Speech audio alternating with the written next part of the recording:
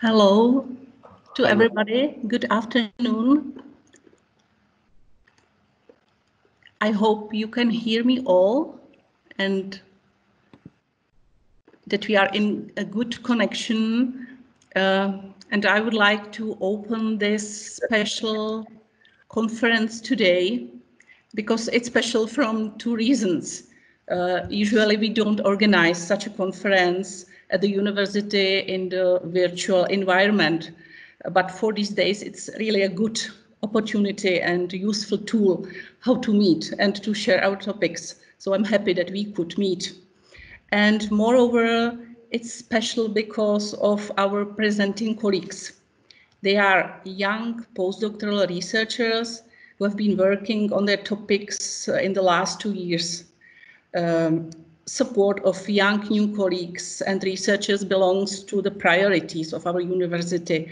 And therefore, in 2018, we opened this special project to support young researchers and their interesting topics. And colleagues who are presenting today, they have developed their results in this framework. So today we have a unique occasion to learn about their path to the secrets of the science and their topics. So I'm curious and interested in their results and in their way in the science. I would like to welcome all the participants. I see that we are quite many, and thank you for participation at this special conference. And let me add some organizational instructions for us. Please, you who are not presenting, mute your microphones and turn off your videos for a better connection of all participants. So only the person who is presenting will have on his or her video and audio. The space for questions will be at the end of the conference. So if you have a questions, please, you can write it to the chat. And don't forget to specify for whom is your question. So it would be nice to have there all the questions and we can follow them at the end of the conference. And as you can see, the conference will be also recorded, as you can see on your screens. Thank you for understanding this. And as first, I would like to ask the representative of our philosophical faculty, Dr. Tomáš Mangel, to introduce 3 of our postdocs from this faculty. Thank you. Thank you very much. It's my pleasure to introduce to you the 3 projects solved in the last years at philosophical faculty. The first of them is a project solved by Petra Vodová from Department of Political Sciences called Holding Ministerial Portfolios in Coalition Governments, Study of the Effects of Personal Features of Ministers. The aim of the project was to study the role of personal features of coalition government ministers, especially in Czech Republic and in Central Europe. The researcher dealt, for example, with the issue of the influence of holding the ministry on the fulfillment of government promises, the causes of the premature fall of ministers, or the strategies of various types of political parties. The second one is a project called a computer tool for pottery fragment shape classification, which was prepared and solved by Josef Wilczek from Department of Archaeology. The aim of this project was to create an easy-to-use computer application for creating classification and automatic search of pottery to simplify work with archaeological artifacts. The application was created in the scope of the international cooperation with the University of Burgundy, Franche-Comté. So, and the last but not least is the project of researcher Sunwoo Lee, titled Loneliness and the Well-Being in Old Age in the Czech Republic and beyond. Due to its interdisciplinary nature, the project was solved across 2 faculties at the University of Hradec Králové. It was philosophical faculty, Department of Philosophy, and the Faculty of Informatics and Management. The research project sought to provide greater information about demographic, health, and psychological correlates at loneliness in Czech older adults, and further investigate how activity engagement plays a role in alleviating loneliness of the elderly. So that's all from my side, and now it's time to start with the first presentation. I'm asking Petra Vodová to present her project. It's yours. Thank you very much, and good afternoon to everyone who is here.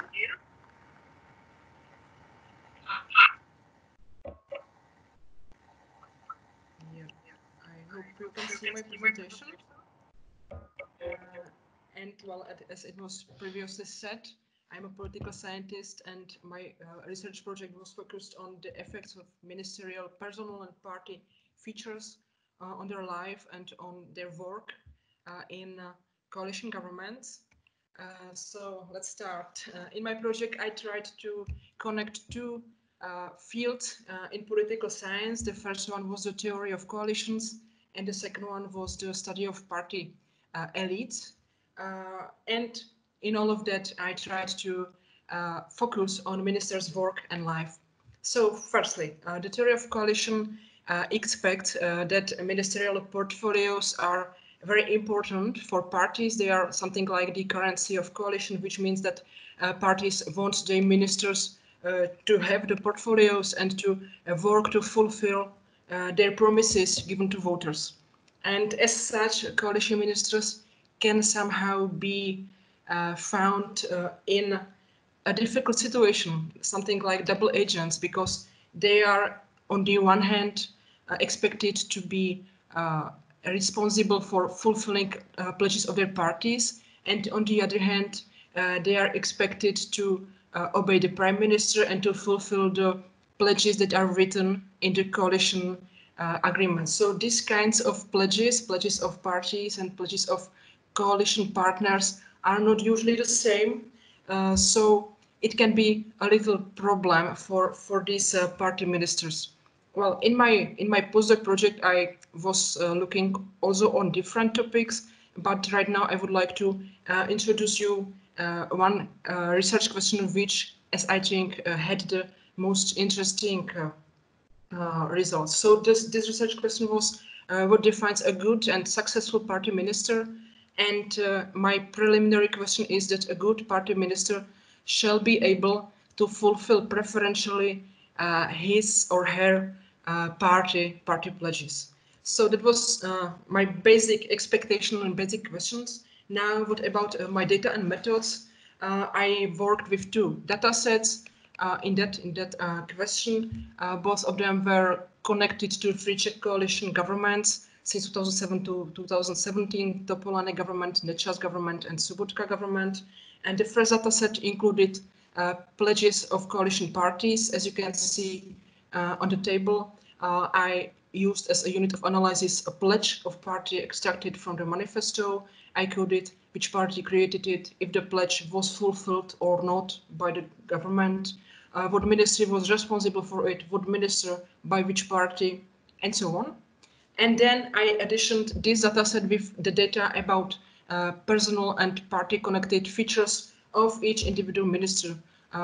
Data such as the gender of the minister, the age of the minister, political experiences, being previously as a parliamentary member, as a minister, and how long, and so on. And as you can see from this table, from this preparation of my data, I mostly worked quantitatively, which meant for me to do logistic regressions. So now let's go to my first question. It was if holding the ministerial portfolio leads to a better chance of the party to fulfill its pledges. Theoretically, we should expect that it should be true, because fulfilling party pledges is the reason why parties go into government, and the ministers shall be the tool how to fulfill party pledges. As well, this expectation was very often confirmed and supported by a lot of pledge fulfillment studies. So I expected this should be also true for the Czech case. But as you can see on the graph, it is not true. It is not supported by my data, because as you can see, there is only very slightly difference between having portfolio and fulfilling pledges, and not having a specific portfolio and fulfilling pledges of a coalition party. So this is not supported, and there can be a lot of different reasons how we should explain this non-finding. Maybe Czech contextual reasons, such as maybe Czech coalition partners are very good veto players, so they do not allow individual party ministers to outlie. Maybe short government living in the Czech context makes something, and maybe, and that was a point I was focused more deeply, maybe there is not a difference in having portfolio or not, but there is a difference in being a more qualified, more skillful minister to fulfill party pledges and to be not. So that was my second and more deeper research question. It was if personal features of ministers somehow influence the pledge fulfillment of their parties. As we know from the party elite studies, there are some individual ministerial or generally politicians' features that can influence their survival in office or their political skills. And I expected that these features can also make impact on ability of ministers to fulfill their party pledges. So I expected that if the minister is educated in the field of his ministry, he shall be more able to fulfill pledges of his party. As well, I expected that if the minister has a party affiliation, he will be more loyal to his party and try to fulfill a lot of pledges of his or her party. As well, I expected that if you are politically experienced minister, if you previously served as a minister or as a parliamentary member, you shall be better skilled to fulfill your party pledges. And as well, I expected that that the gender of the politician can have some impact on his ability or her ability to fulfill party pledges. And as I did my statistical analysis, it showed that really these individual features of ministers have some impact. I will show you some most interesting graphs. First one, on it you can see the differences between being a man minister and being a woman minister, and the differences between the probability to fulfill pledges of your party and pledges of your coalition partner's party.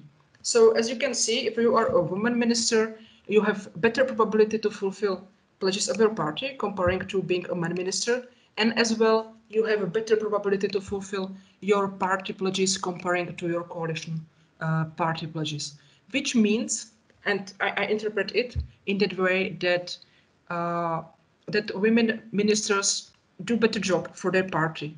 This can sound intuitively a little weird, but it definitely makes sense if you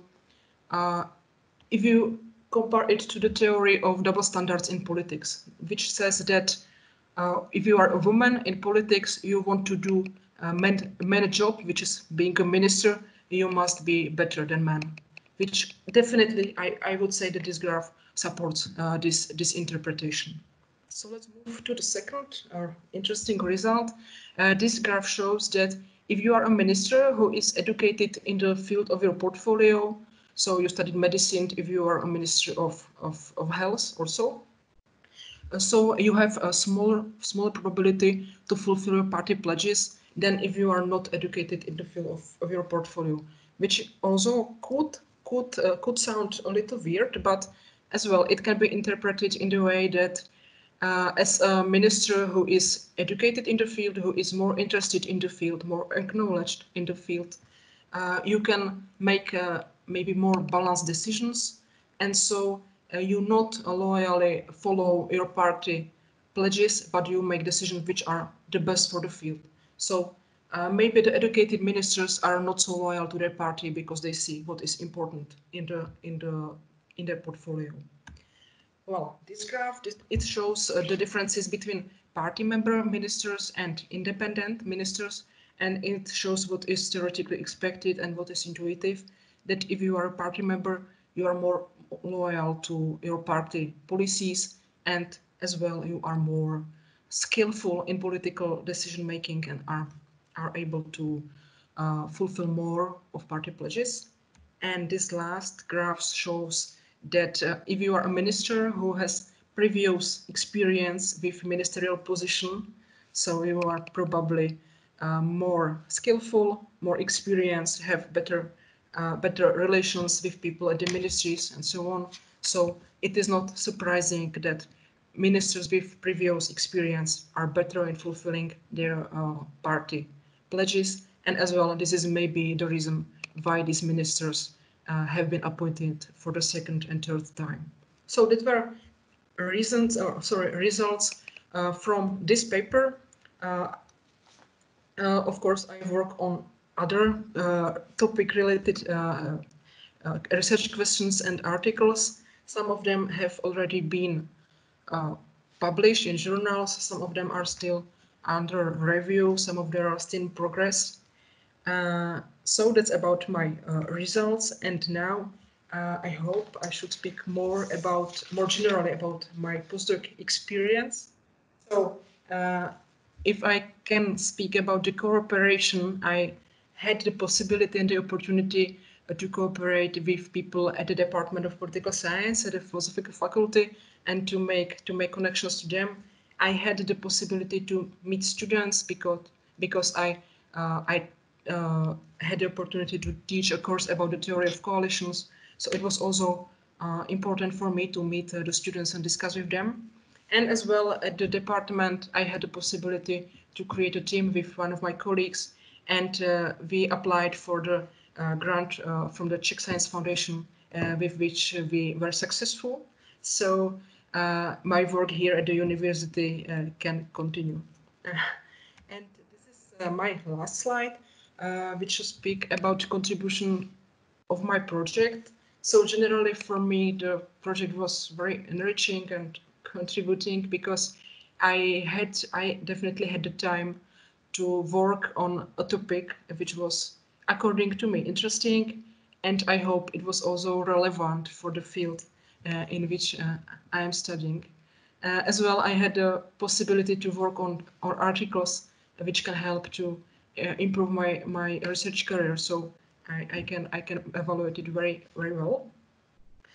Because the project was about research, so my results will be published in good journals, and I hope to finalize some of my ideas. And this one which I was presenting, and I hope to publish it in a good international journal. So okay, that's all from me, and I thank you for your interest in my research, and I will be happy for any questions at the end of the conference. Thank you.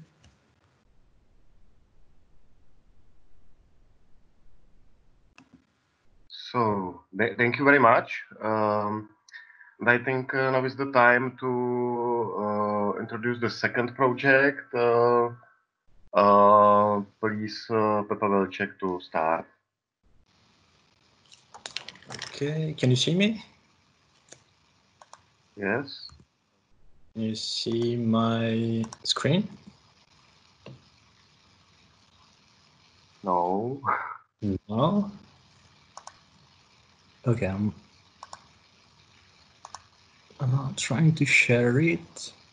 I need to find a button.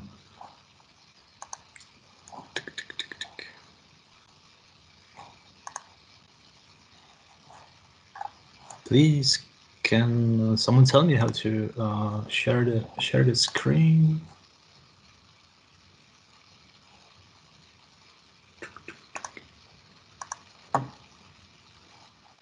PowerPoint. Problem? Bottom, and there is And now, Yes. yeah, I have a lot of windows which are open. So sorry for that. So, ladies and gentlemen, hello. Thank you for participation in my presentation. My name is Josef Wilczek, and I will present my postdoc research named A Computer Tool for Pottery Fragment Shape Classification. This project was made at the Department of Archaeology of Faculty of Arts. So the work of archaeologists is generally based on the classification of archaeological artifacts. Amongst all aspects which we can observe on artifacts, the shape is often considered as one of the most important features, giving us information about their function or about the chronological or economic aspects of ancient populations. Although morphological classifications are well elaborated nowadays, their application is sometimes problematic. Typologies are intuitive, they are based on each researcher experience. They require permanent modifications with each newly found kind of artifacts. So the creation and application of typology is, in some extent, a never-ending process. An important problem is also the quantity of artifacts discovered and the fragmentation, which makes it difficult to attribute a fragment to a type. This fact often reduces the importance of the studied corpus. Confronted to similar problems, biologists, followed by work of mathematicians, started to apply methods of shape analysis, so-called geometric morphometrics. These methods are based on the study of the opened or closed outline, or on the observation of differences in constellations of so-called landmarks.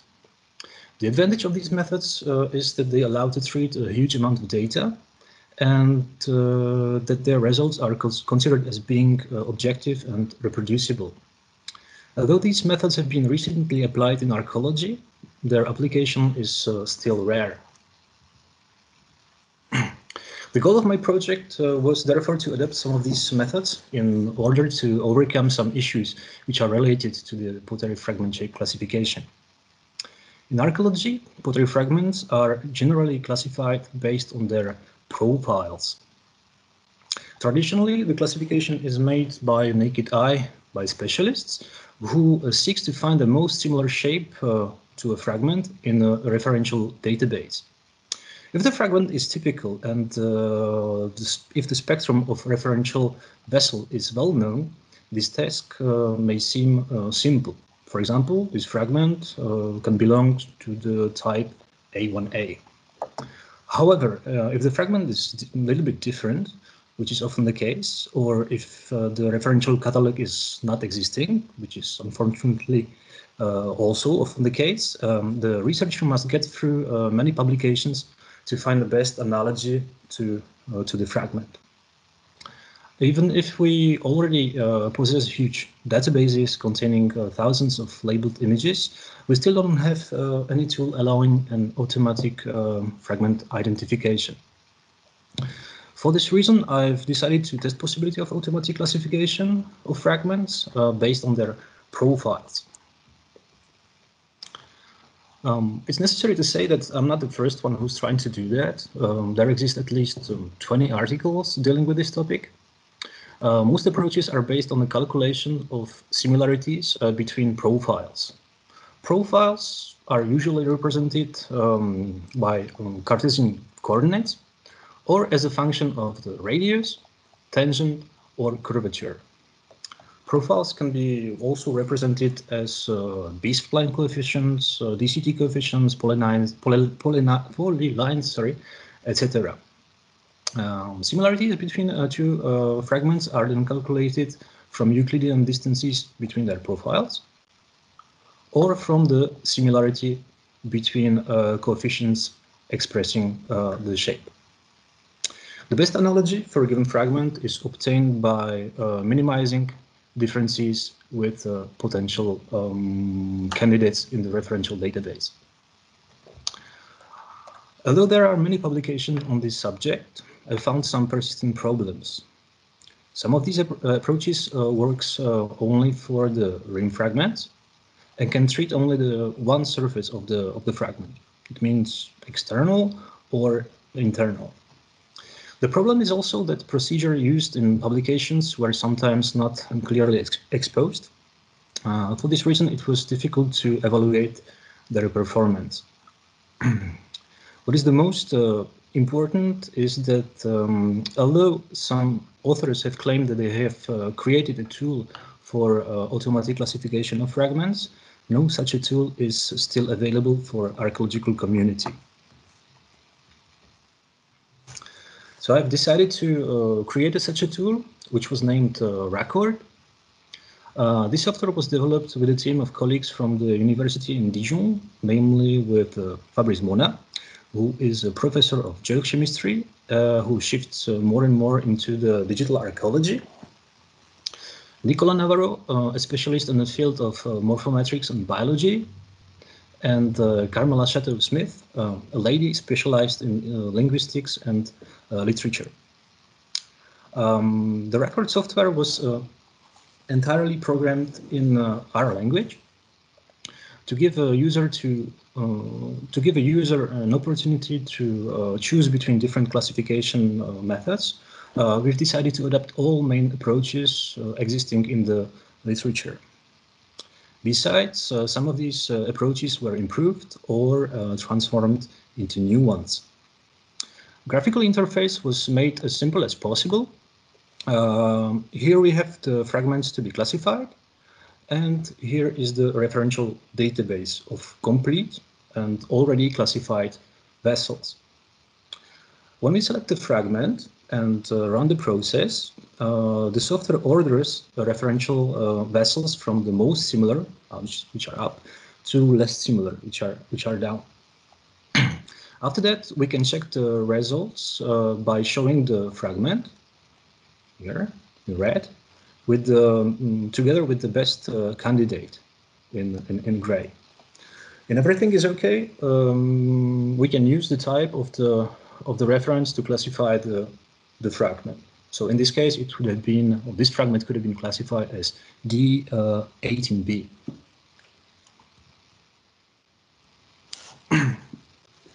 To identify which method is the best for classification, we have decided to test 4 different methods.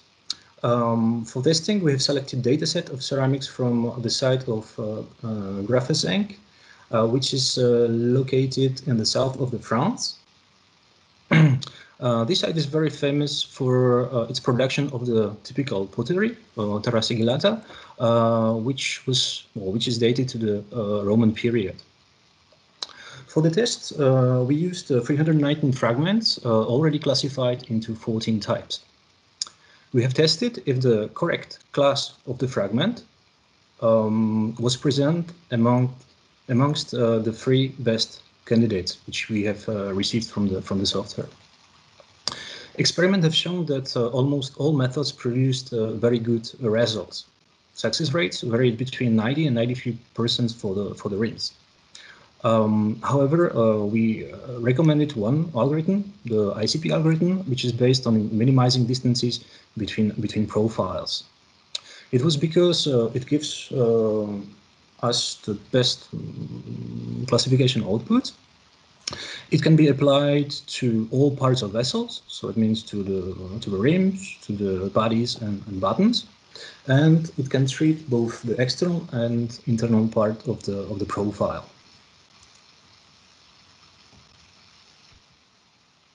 To conclude, the main goal of the software is to simplify the routine work of archaeological classification. We have found that the system can handle all types of fragments. The main advantage of the system is the speed, precision, and reproducibility. The time which is saved by shape classification can be invested in other expertise of the ceramics.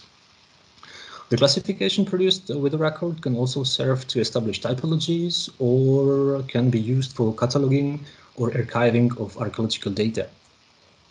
It can be also possible to make a 3D reconstruction of the complete vessels which can be printed in the 3D and used for education or museography.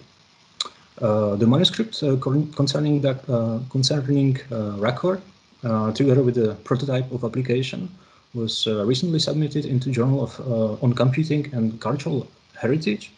All methods are thus available to the wider archaeological community to be tested, used, or improved.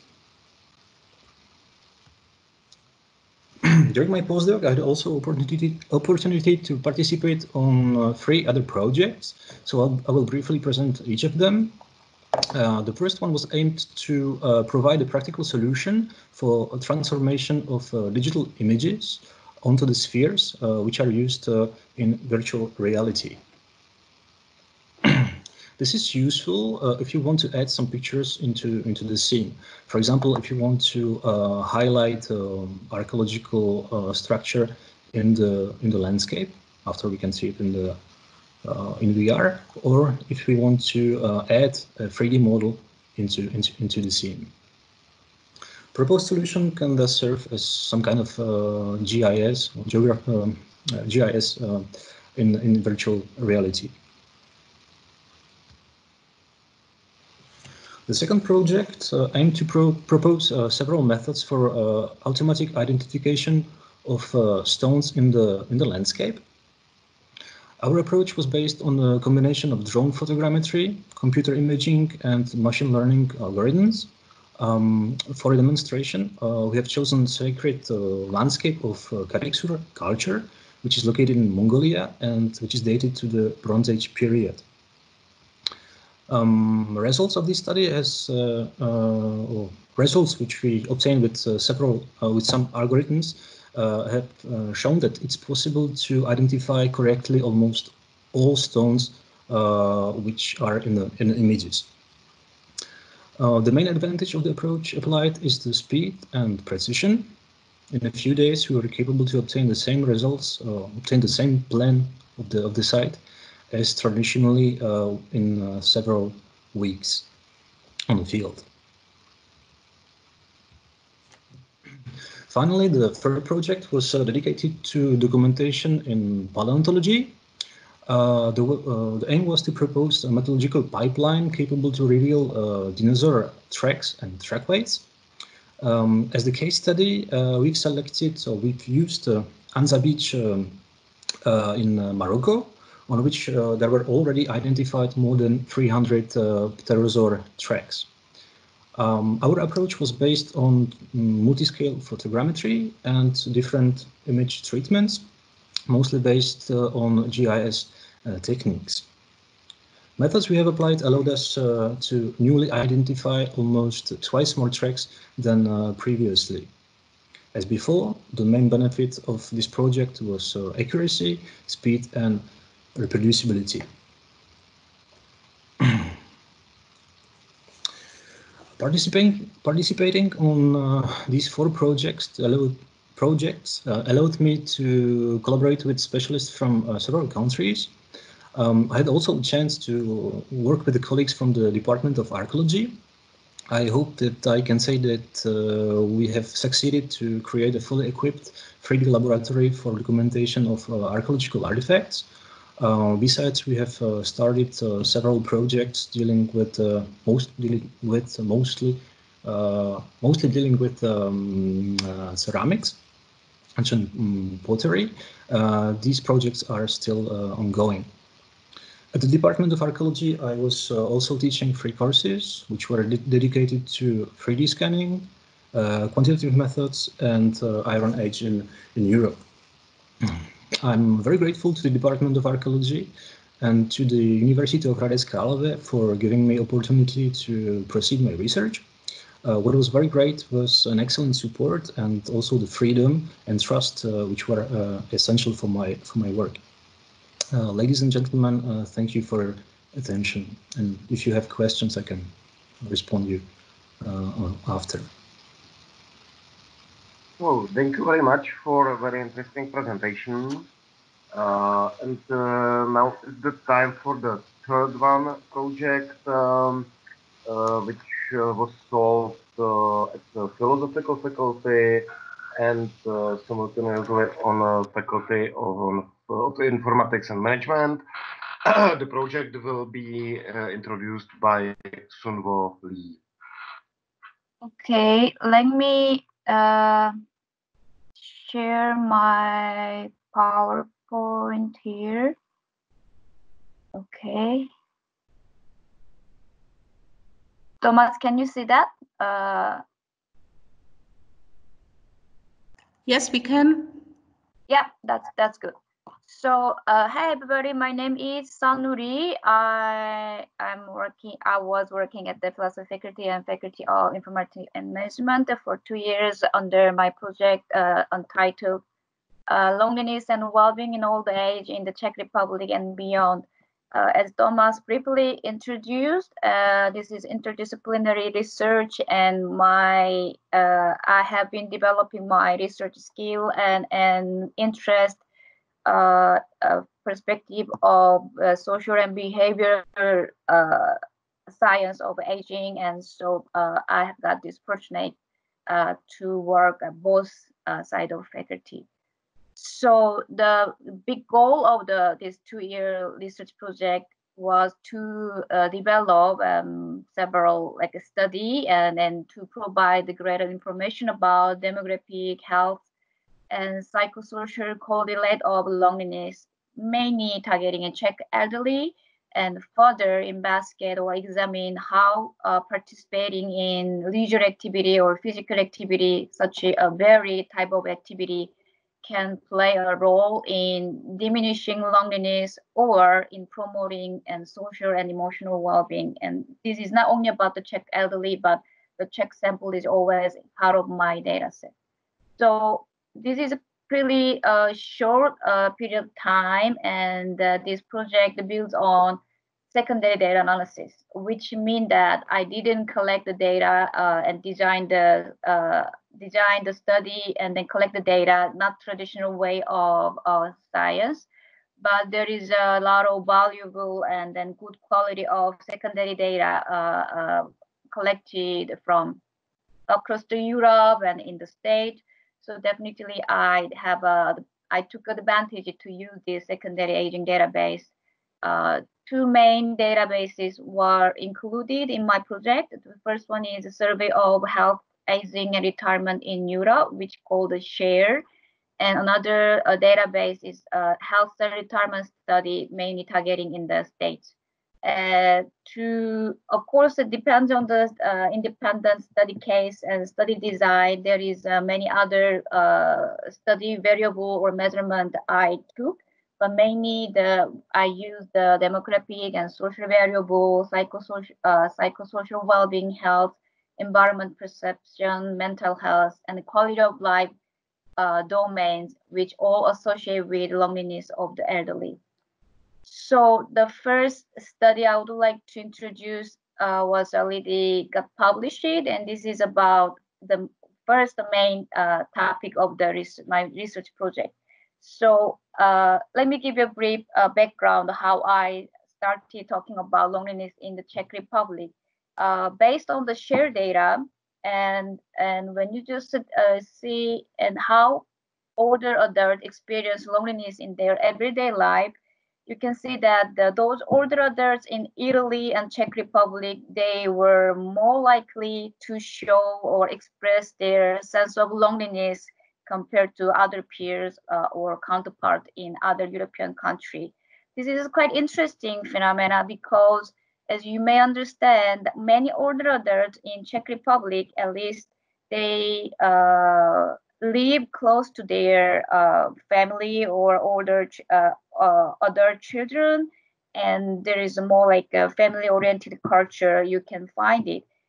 Then why and older adults in such country or such a culture and collectivistic-oriented culture or family-oriented culture, they feel more loneliness. So that brings me to, okay, let me just only targeting older adults in Czech Republic and then see what is the loneliness phenomena look like in Czech Republic. So there is a interesting finding, which is a moderate kind of universal finding is like, okay, the loneliness has a significant association with their socio-demographic valuable, and it really significantly associated with poor health and or poor psychological well-being or psychological distress and all the negative outcome, aging or diversity. But in Czech Republic, if you just take only Czech sample to see what is demographic variation, you can see that there is some variation or variability in the finding. Not all like a significant association between the study variables or significant like compared to all literature is saying that there is a significant relationship between and this and that. So I had a good opportunity with communicating with reviewers, which I don't know, and talking about some cultural peculiarity in Czech Republic. And then those older adults, these times, when they got through all this tradition or historical events in Czech Republic, they might have developed some different attitude or perspective toward social relationship and how they communicate with the other people. So based on the reviewers' comment, I also discussed about some culture or social aspect of loneliness in Czech Republic in this paper. So I think this is this kind of initial study can serve as a basis for future loneliness study in Czech Republic. Another paper which is still under review is about then, okay, there is a significant relationship between loneliness and aging or diversity, and how we can help older people better cope with loneliness. So this is not like I can give you intervention or I can just mitigate this sense of loneliness in the Czech Republic, but this is a still ongoing project. What is the key variable or what is the key factor that we can manipulate somewhat to help the elderly's loneliness? So this second study, I systematically examined the relationship between loneliness and volunteer work and then quality of life among European older adults, and specifically to examine the mediating role of volunteer work. And the study results show that participating in volunteer work or charity work, like helping others, can significantly mitigate the negative effect of loneliness on quality of life among older adults. In this study, I used a bigger population, like targeting European older adults, but when I just examined only Czech sample, that was also similar result I got it. So, and the point is, when you just consider the prevalence of volunteer work across the European country, you can see that compared to Nordic and Western country and the Middle Eastern European country, older adults from Middle or Eastern European region, they are less likely to participate in volunteer work for some reason. So if we can just promote more volunteering work or charity work in a local community or national level, then maybe there can be a good practice or intervention that we can help older adults to engage in more meaningful activity and thus thereby helping them to better cope with the loneliness in the future. So this is another story about the loneliness in Czech Republic.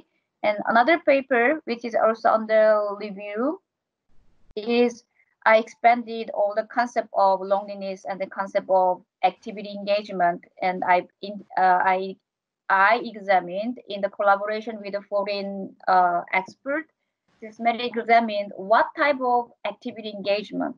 And there is many different leisure activities you can, not only leisure activity, but there is many daily activity you can engage in. So what kind of activity were related to different forms of social support.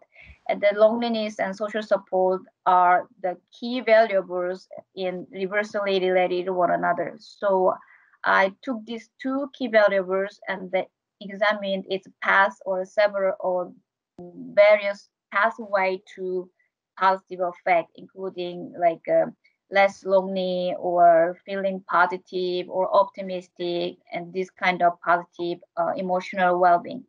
And still this study used the secondary data, and then I found there is a high variability in relationship between activity and the social support and positive effect, which means that like based on their preference for activity or intensity of activity, they can have different social support from different resources, from family or children or friends.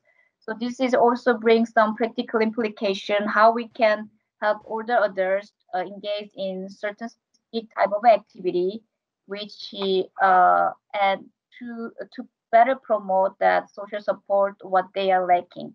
So this is three main studies I was working on last 2 years, and this is a three main research activity I have been done, and in collaboration in Faculty of Informatics and Management, and then there is my mentor professor who was also working on aging study in Czech Republic. So collaborating with my mentor professor, we also developed several studies, and then 2 of them are fortunately got published, and then we are working on finalizing 3rd paper in collaboration. And thanks to all the support from each faculty and all the relevant studies or study design or preliminary analysis were presented in peer-reviewed international conference up to this point. So I think 2 years was not long enough to make everything accomplish it, but definitely I had a really good support and then good collaboration with the people there, and somewhat like achieved my kind of initial plan of the project up to this point. So but I'm not sure how much time I have up to this point, but this is all I prepared for today. If you have any question, I would love to answer at the end of the conference. So thank you so much for your attention. Attention. So thank you very much too. And this was the last project solved at the philosophical faculty and at the Faculty of Informatics and Management too. And it means that's the time to give the floor to Nela Mlsová, who is the Vice Dean for Research Activities and Science at the Faculty of Education. Thank you very much.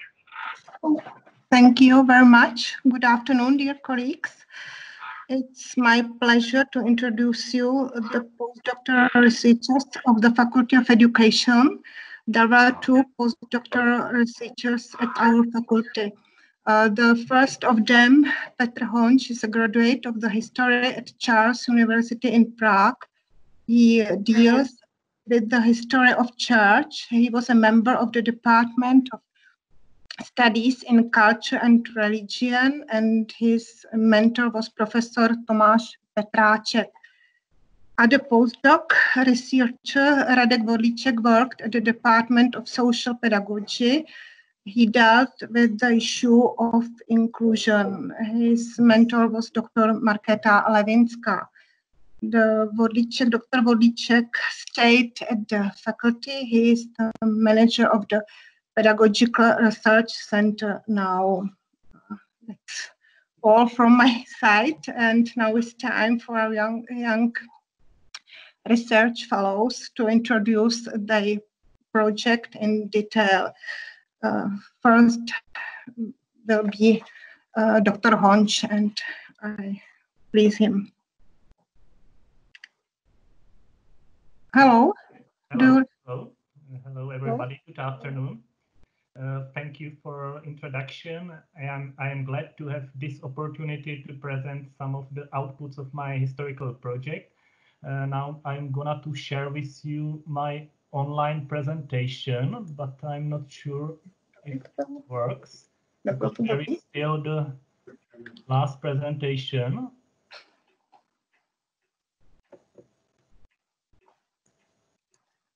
Can you see it or not? Not. One more. Not yet, yes.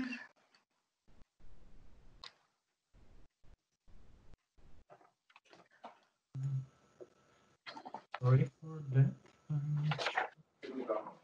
How can I?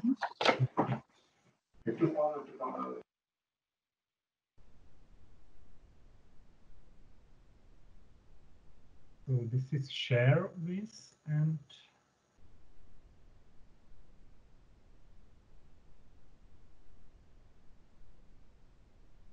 can you help me with this technical problem? If I can, I had the same problem. You must click the share button, and after normally there should be a pop-up, and you could see several options like your desktop, your PowerPoint maybe. Yes, try to click on it. From my laptop, but still it doesn't work.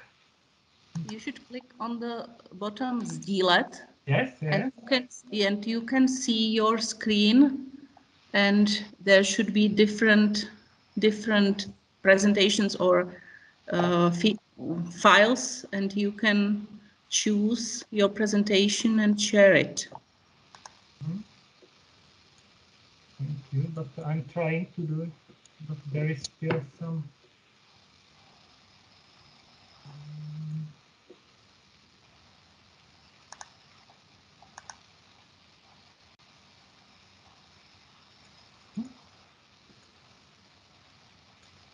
Sorry for that, because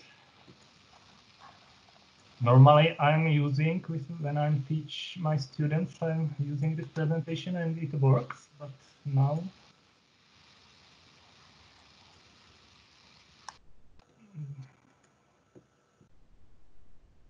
what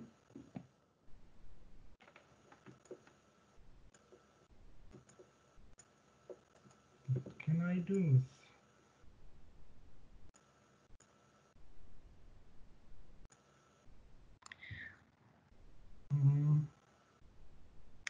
Or if possible, we could change presenting people and first could present Dr. Wilczek, and so you would have some time to have a look.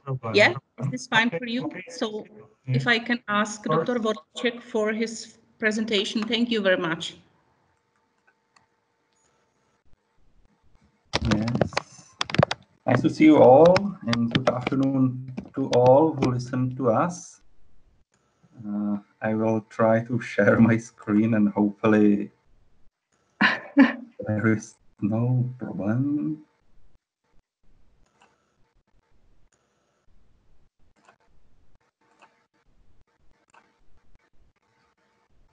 Can you see the presentation?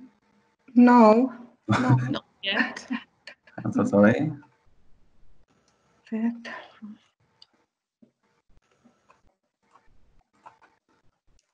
Now it should.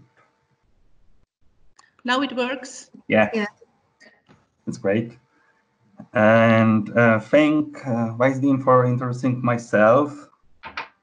As Vice Dean said, my name is Rudolf Andrýs. I'm a social anthropologist, and I primarily focused on the cooperation with the Department of Social Pedagogy. I conducted my project titled Social Inclusion in Czech and Slovak elementary schools. I did an ethnographic fieldwork in educational settings in Czech Republic and Slovak Republic. I focus on social interaction and group of children, and I try to show how the elementary school contributes to the exclusion of pupils, or on the contrary, stimulates their inclusion into the children's group. It means that I was interested in the role of schools in the process of boundary constructions, and the larger framework of the research was segregation, integration, and assimilation tendencies of school system. And I think that this topic is really complex, and for this reason it was necessary to take a broader view of schooling and education. My specialization is anthropology of education. It's a subfield of anthropology, but because my data are so complex, I understand that I need to become more interdisciplinary, because my research topic is interdisciplinary field that crosses traditional boundaries between academic disciplines. Now I would like to say a few words on methodology. My project was based on long-term qualitative and ethnographic fieldwork. The central method of my fieldwork was observation. I choose this method for a number of reasons. The main reason is that observation makes it possible to record behavior as it's happening. I wanted to see things at schools firsthand, rather than relying on once removed accounts from interviews or questionnaire. Well, now I think we can take a brief look at my project results. I think that these project results make it easier for you to get some kind of picture on my 2 years project. First, I wrote a book titled How Inclusive Education Succeeds and Fails in the Czech Republic and Slovakia, comparison of specific primary schools. In Czech, it's Jak se daří inkluzi u nás a na Slovensku, pohled do konkrétních škol. And this book provides new insights into education, social inequality, and social inclusion process in educational settings. I think that its major benefit is that it allows to measure the relevant institutional frameworks in which teaching process takes place.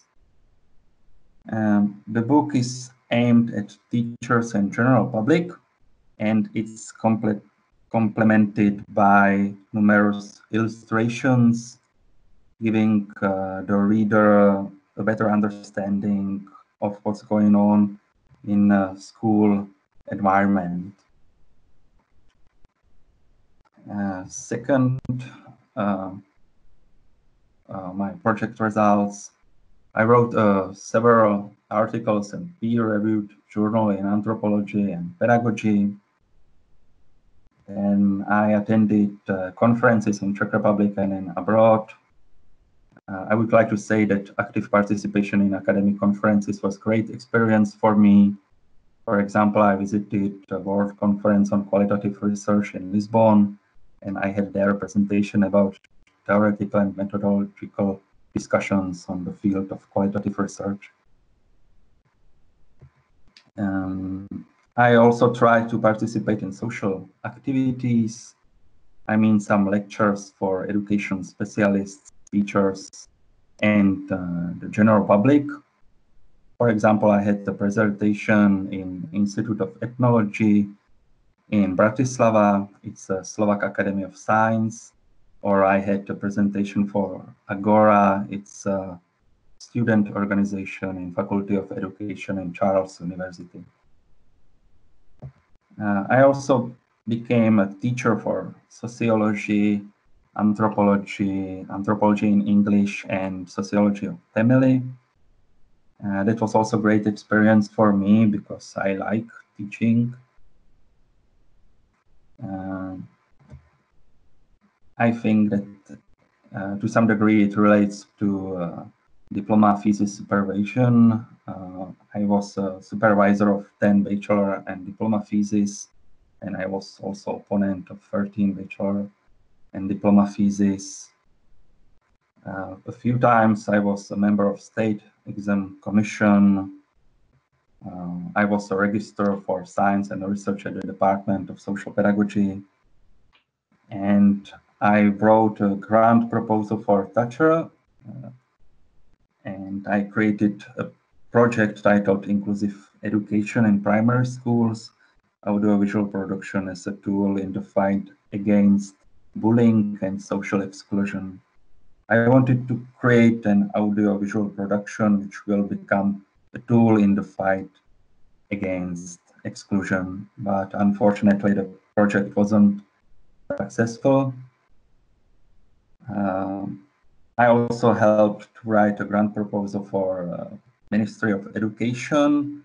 It's a second project, and there was a call for projects in innovation in pedagogy, and it was a project of our university and university in Ústí nad Labem, but unfortunately we finished in the second place and the project wasn't successful as well.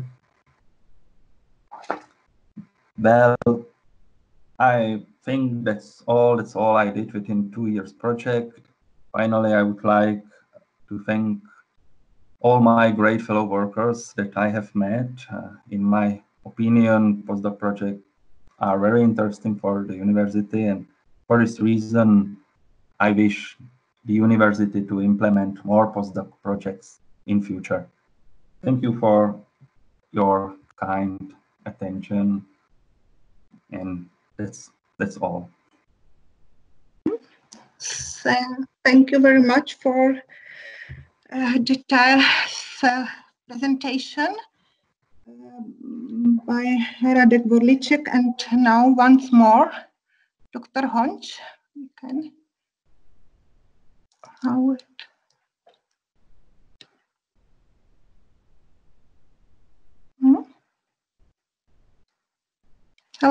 Dr. Honč. Yes, I will try it once again. Right.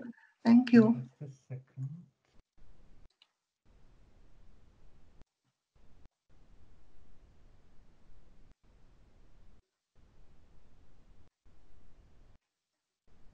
Can you see it now? Yes. Okay, perfect. Yes, okay. Okay, so thank you again, and sorry for this disturbing, and I'm glad to have this opportunity to present some outputs of my historical project. As I said, the name of this project is Church and State, Centers and Peripheries. During my project, I examined the relationship between the Catholic Church and the state using the example of the so-called Salt Treaty and the Salt Treasury Fund, in Latin Cassa Salis, established on its basis. Salt Treaty secured a share in the salt tax to the Catholic Church. By analyzing concrete source materials, I dealt in my project with the relationship between church and state power on the local, provincial, as well as international levels. The fact that some rejected applicants turned to secular authorities and even to the emperor to intercede on their behalf actually led to deepening of the church's dependency on the state and to an increased interest of the secular authorities in the condition of the Cassa Salis. In the picture, you can see the title page of the SALT agreement. It was the Concordat agreement concluded between the Holy See and the Kingdom of Bohemia in 1630, and it's with golden seal. And I found this document in the Vatican Apostolic Archives. Okay, let's move on. The state representatives understood church property as a, let me say, reservoir of money. Czech kings repeatedly borrowed money from the sole treasury, but the repayment of these loans lasted for several decades. Papal curia refused usury continuously, but they were willing to take money as so-called loss of profits. And dissatisfaction with the administration of the sole treasury led to the stricter supervision by the apostolic nuncios and apostolic visitation in the sole treasury in 1710. In this context, generally, we can see how the process of centralization proceeded within the church.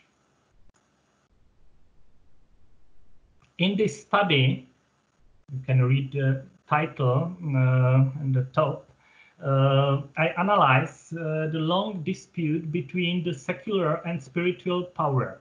From the beginning, the litigation developed against the Hradec Králové bishopric.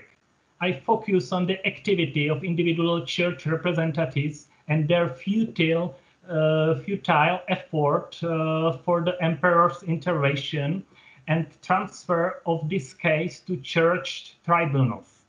This case illustrates the process of centralization with the Catholic Church as well, and the connection between the center and periphery.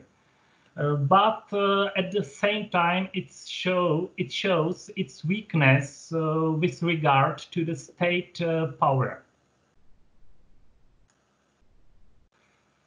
Perhaps you know this Steinrocken's classical cleavage theory about differences between, on the one side, urban and rural environment, owners and workers, church and state, center and periphery. These differences can cause serious conflicts. I try to apply this theory to the relationship between the church and state. On the other hand, the terms center and periphery are often merely relative, and in certain contexts, both may be applied to Prague as well as to the Kingdom of Bohemia as a whole.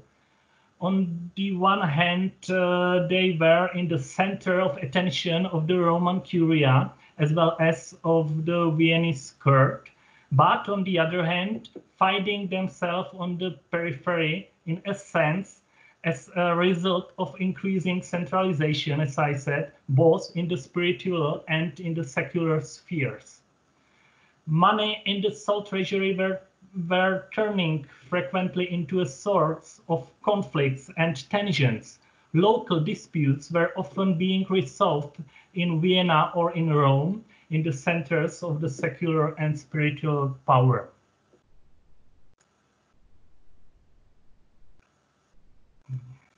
So let's move on. In this picture, you can see probably the most influential prelate in Bohemia in the beginning of the 18th century. First, he was bishop of Hradec Králové, later bishop of Litoměřice. So his name is Johann Adam Bratislav von Mitrovic, and thanks to his outstanding reputation both in Vienna and in Rome, he gained truly great informal power.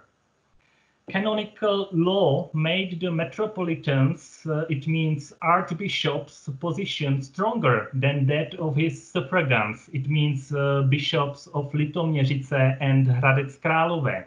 However, it is no indication about their real influence on the papal curia and the Viennese court.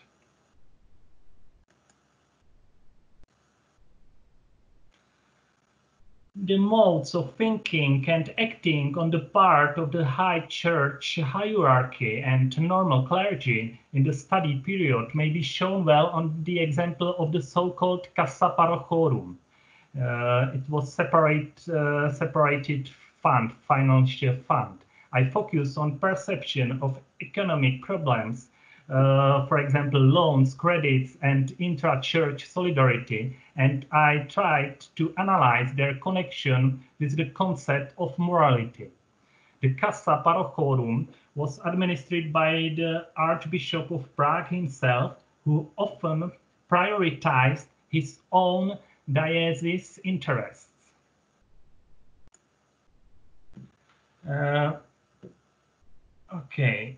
At the end here, I want to summarize my main changes in the relationship between the church and the state in the study period.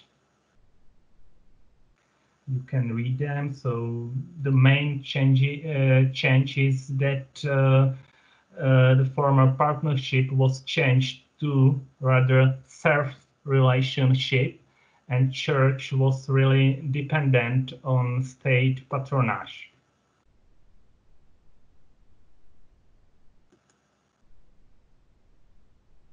While working on my project, I visited these archives, of course, National Archives of Prague and State District Archives in Hradec Králové, but as well Vatican Apostolic Archives. It is former Vatican Secret Archives, because from the last year it has a new name. Then very important archives for me was Archivio Storico de Propaganda Fide, and the last, not least, Austrian States Archives located in Vienna. Here you can see some of historical sources which I used. I really read hundreds and hundreds of original historical documents. So this is account of the sole treasury written in Latin. Here is one of quittance of the abbot Ioannis X. Here is a message or letter from Kilian Ignaz Dietzenhofer. He was a famous Baroque architect and who asked for the support from the salt treasury. So my topic is very important for the history of arts as well. Okay, another document. Here you can see together all of my outputs. So the biggest, the most important, I hope, will be monograph Allies and Rivals, Church and State, which should be published in the publishing house Argo in the edition of Historical Thinking. Then, in addition, I've written a few studies.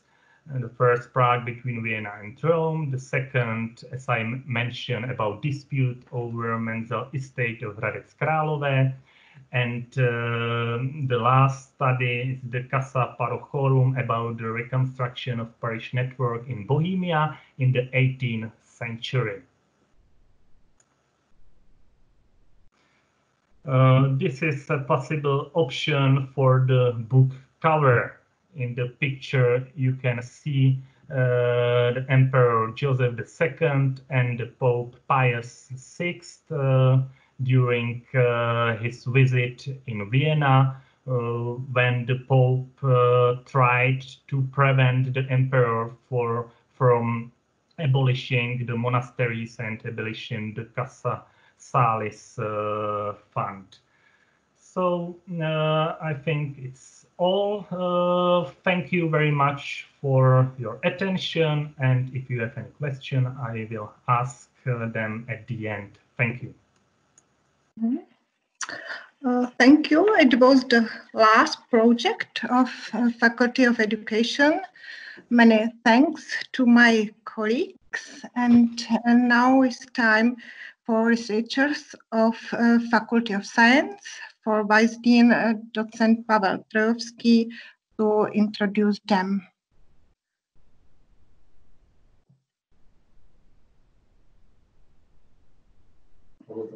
Hello. Hello. I don't know.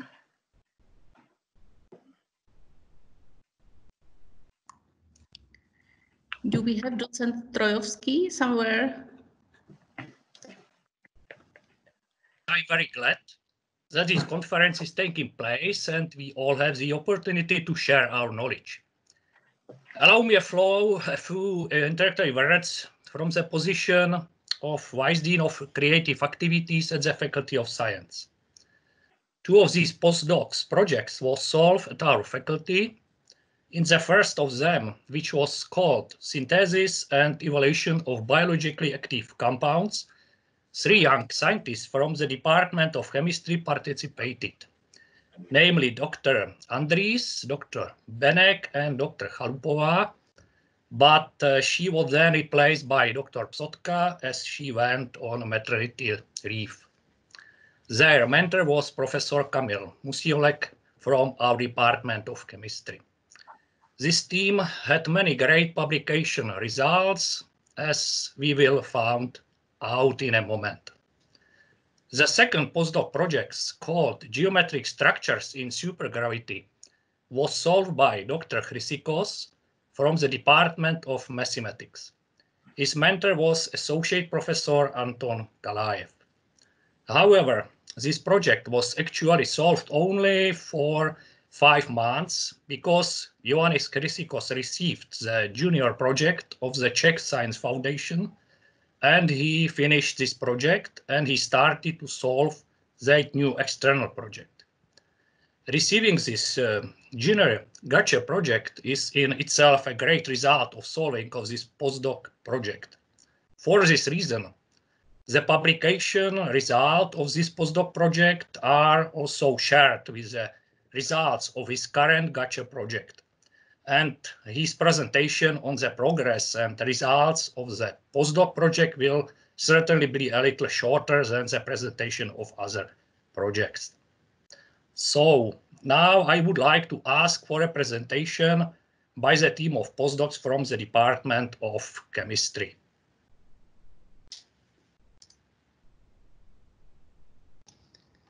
Okay, hello.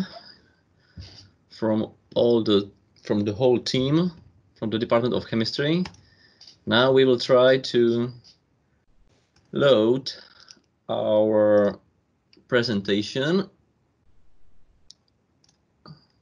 Give me a second, please.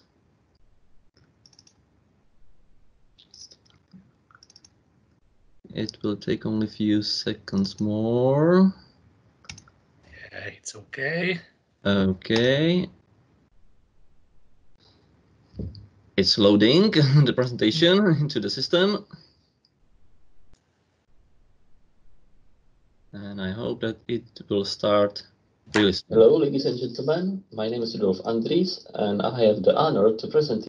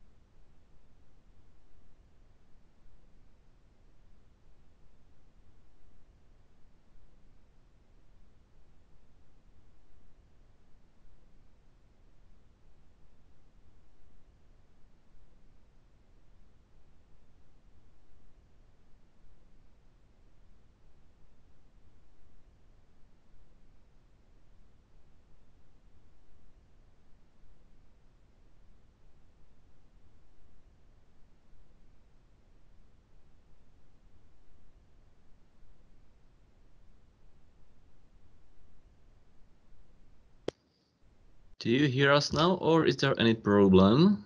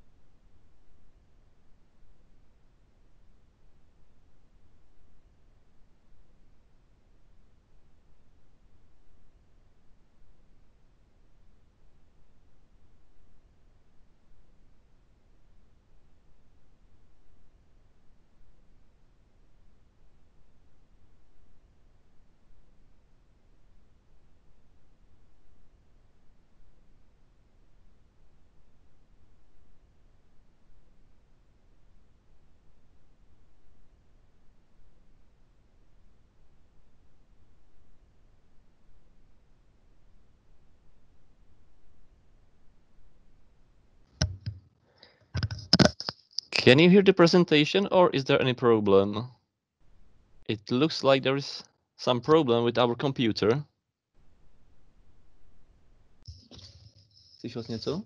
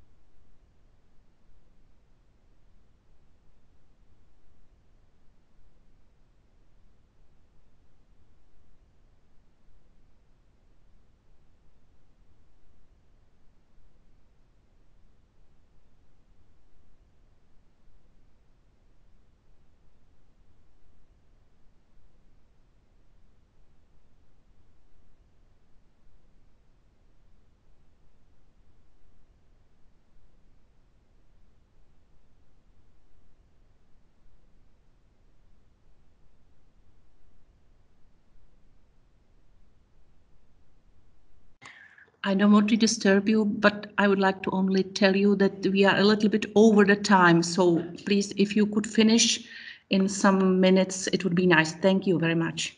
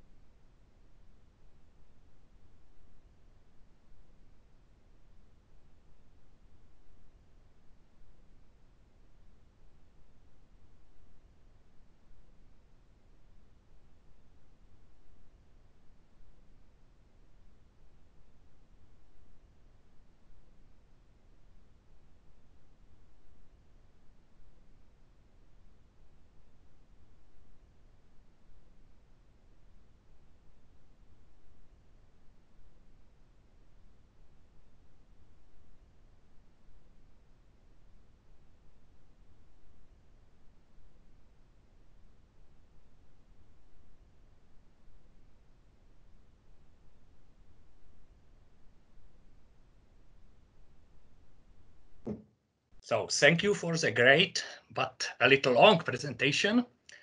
Time now for questions will be, I think, better after the next presentation, or use the chat again. And at the end of the conference, Dr. Chrysikos from the Department of Mathematics will perform. So, Ioannis, our time is now only yours. Okay, thank you. Also, I hope you can listen me. Can you listen me? Yes, yes, it's okay. I can share my screen.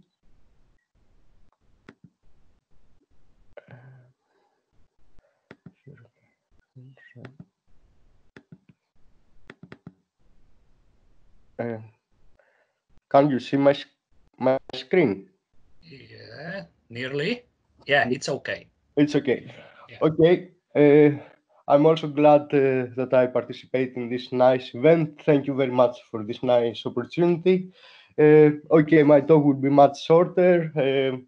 I will want to discuss a few details of the project. The project has titled Geometric Structures in Supergravity. So I will start in the beginning with some details of my previous research. So actually my research interests are lying in the field of differential geometry, and I'm also very interested in interactions with mathematical physics.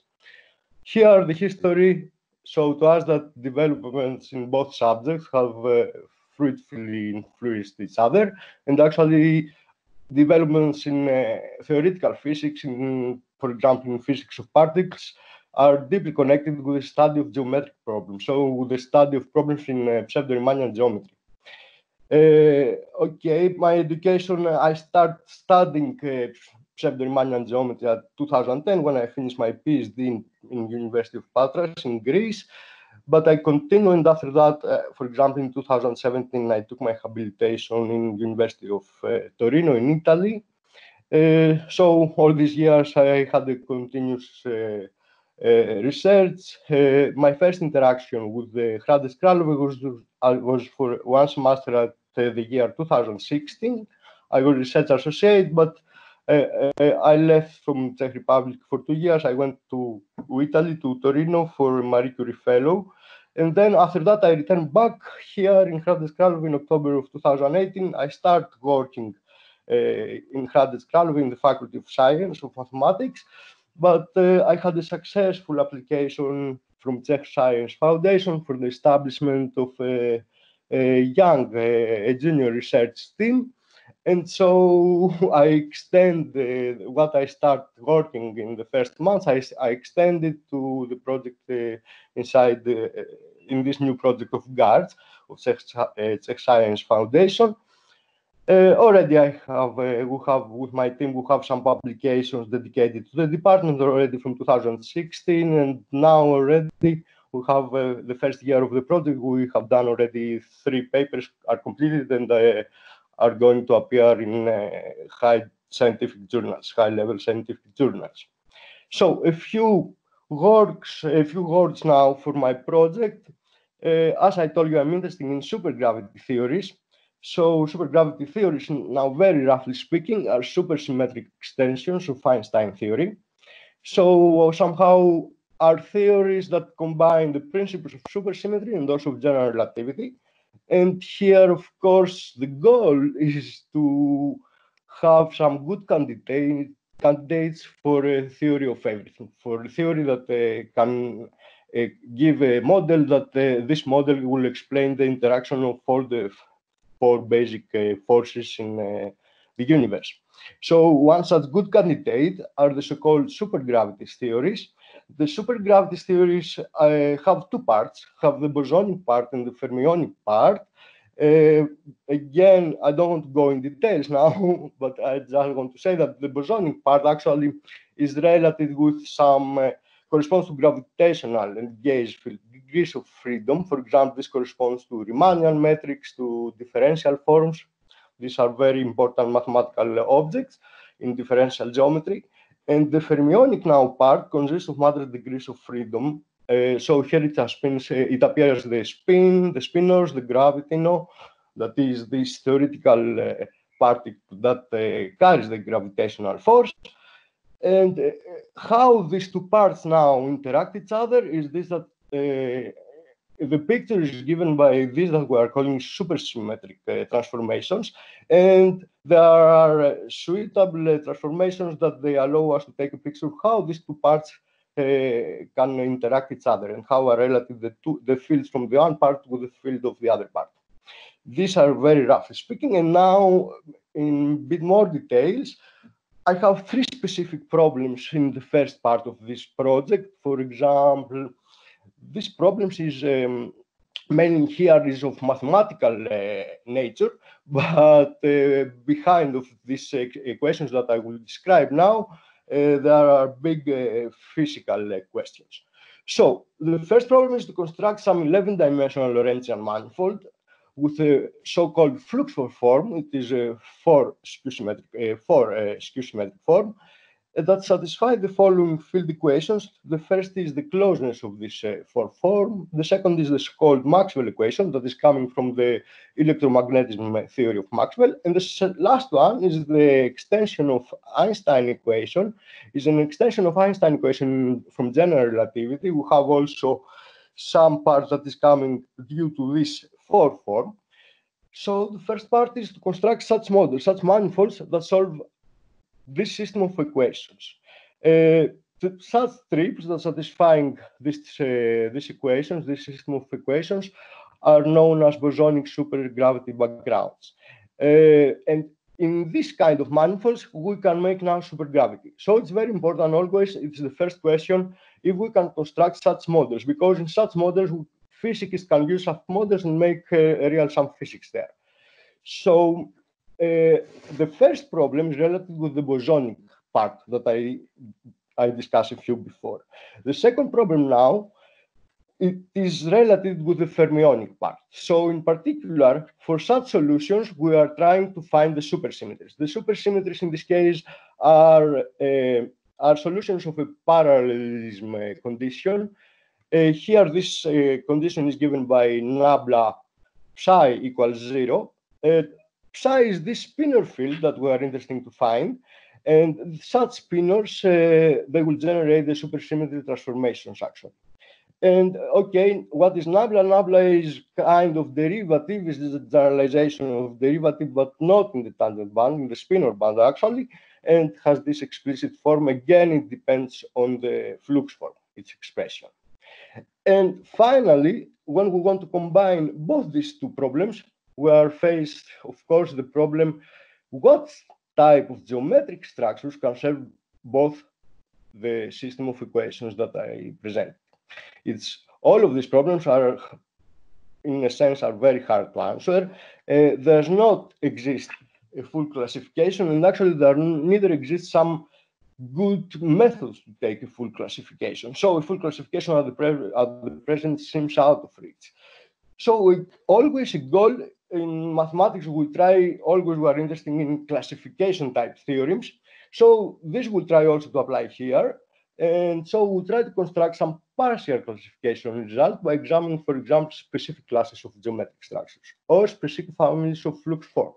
Actually, one can say that the most classical examples in 11-dimensional supergravity, like the supergravity theory that we are interested in, are depending a lot on the flux form that we will choose. So, for example, when the flux form, this object phi that I described before, is trivial, is 0, then we take some good geometric structures giving solutions, giving such supergravity backgrounds. And such geometric structures, for example, are related with important metrics in differential geometry that have special holonomy. And here it is, for example, we take examples of G2 holonomy and P7 holonomy solutions in 11-dimensional supergravity. Okay, so our result till now is again to construct, for example, you see here we have the Lorentzian manifolds that we take are having some breaking symmetry. So we have a direct product of two manifolds, one Lorentzian and the other Riemannian, for example, and we try to do the same, but we play now, the motivation is coming to use some 6 Lorentzian manifold and 5-dimensional Riemannian manifold and use the direct product metric. and use a good representative flux form. So based on the composition of the tangent space of such an 11-dimensional Lorentzian manifold, we see that a good representative is such a flux form that I define here with this capital phi. And actually is not the most general flux form that one can define in such manifolds. This is an extra problem, but as we showed during our research, it enables us to take very good results. And actually the new results that we take are given in terms of totally Ricci isotropic Walker manifolds and Ricci flat Riemannian manifolds.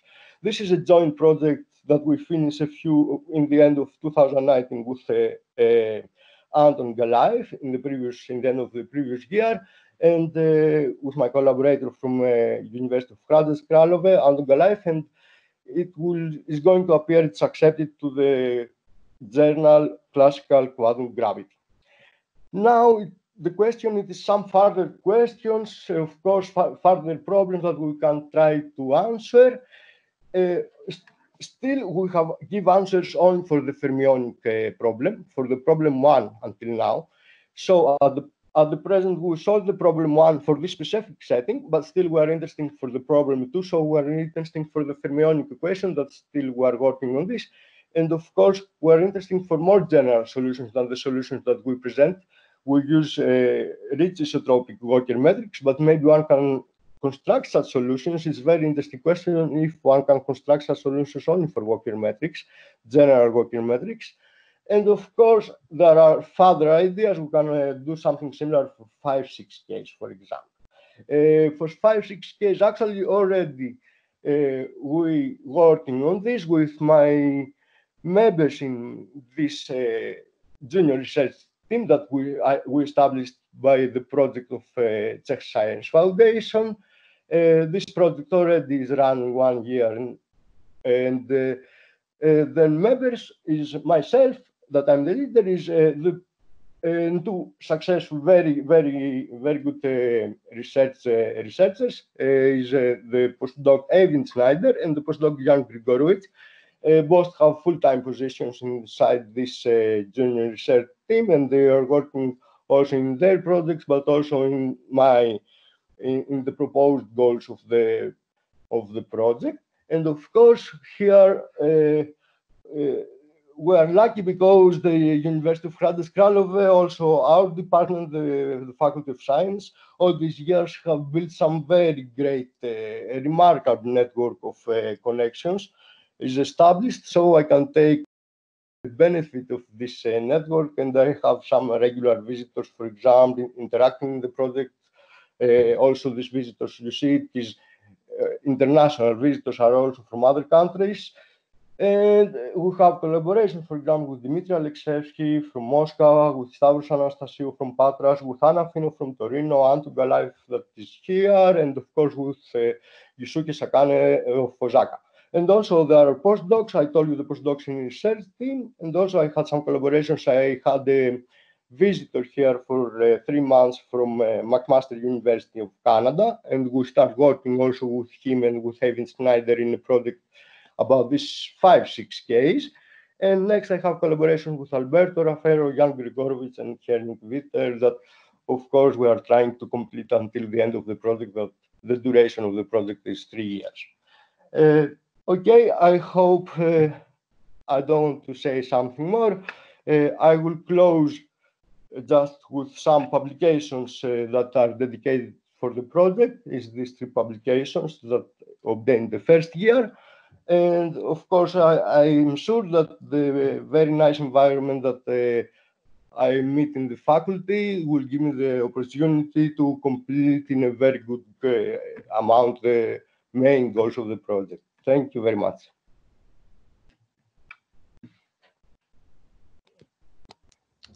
Thanks for your interesting presentation. And now it is time for your question finally. I would like to give the floor to the main organizer, Leona Stasheva, again. Hello to everybody. Thank you very much to you all for very interesting presentations from really different field of studies. I must admit that sometimes it was really quite far from my background. But I would like to express many thanks, not only to our researchers, but also to their mentors, supervisors, colleagues at the departments, and the vice deans at the faculties who supported them for these times. And this is not only the success of our researchers, but also the success of the whole faculty and the university. And now I hope that we have some questions in the chat. As much as I know, there was at least one question for a researcher for presenting, I think, Petra Vodová. There's also one question for me, but I will let it till the end. To the end, there is a question for Dr. Vodová. According to the results of your research, what is the best characterization of a politician to be able to fulfill her pledges? Please. Okay, thank you very much. According to my data, to my analysis, I found that it's good to be a woman, it's good to be a parliamentary member, MP, it's good to be previous minister. Actually, what doesn't work, and what was more surprising for me, was that other kind of political experience, such as being a local representative or even being a chair of parliamentary committee, doesn't work in the way that I expected. So you can be even overqualified to the work of party minister. And as well, I found that, and I found it at the data set of Central European ministers, that if you are a member of a new party in parliament, which is not experienced, the people are new. So this minister, comparing to the traditional parties, have shorter time. They are removed early, much more frequently.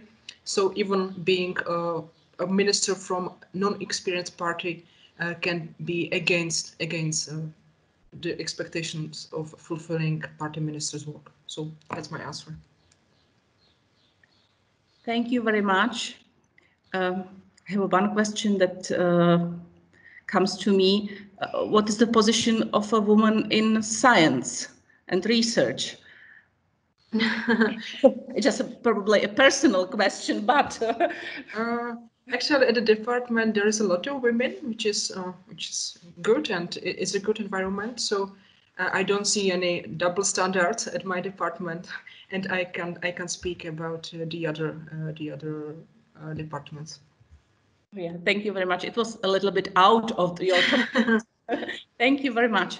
Please, now is the floor for everybody to ask questions for our colleagues.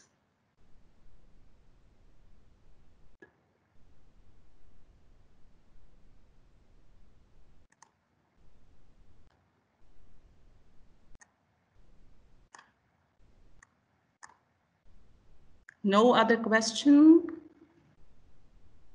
Nobody wants to ask our colleagues? If really not, there is still some space for not let the chance go by.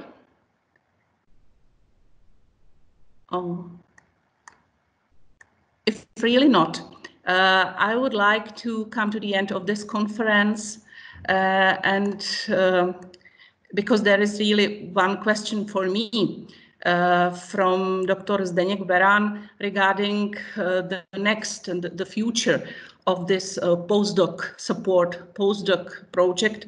I would like to say that it will be a big priority of the university for the next period. Again, in which framework, at which conditions, or what budget we could put to the project, we don't know yet, but it will be discussed soon, and I'm sure this priority will come to your faculties, and we would like to support young researchers who could develop interesting topics at our university again. And I would like to wish our colleagues at these postdoctoral positions from this period starting 2018 a lot of success in their next career. I hope that your next research will be successful, and from some point of view, because you are our postdocs, also our university is in some way also your alma mater. So you are connected with us, and thank you for your research, thank you for your participation, and thank you everybody to participate today at this special conference. Thank you, goodbye, have a nice afternoon.